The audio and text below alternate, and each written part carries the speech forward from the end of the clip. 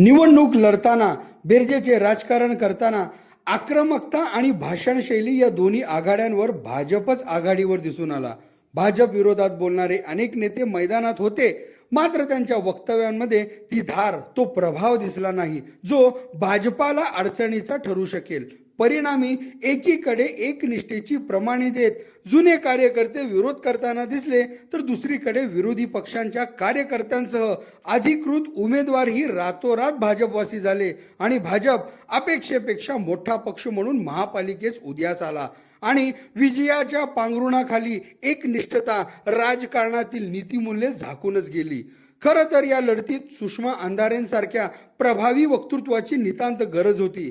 आक्रमक मांडणी, भावनिक मुद्दे आणि थेट हल्ला या तिन्ही बाबीत सुषमा अंधारे यांचे वक्तृत्व प्रभावी ठरू शकले असते. मात्र विलंबाने का होईना आता सुषमा अंधारे मैदानात उतरल्याने भाजपच्या राजकीय हालचालींवर सटीक टीकेची झोड उडणार असल्याची चिन्हे निर्माण झाल्याचे दिसत आहे. एकूणच भाजपने सत्ता मिळवताना प्रचार युद्धातही जो वर्चस्व सिद्ध केला आहे, त्यावर सुषमा अंधारे यांच्या सक्रिय सहभागामुळे हे शब्दयुद्ध अधिक तीव्र होणार असल्याचे दिसत आहे.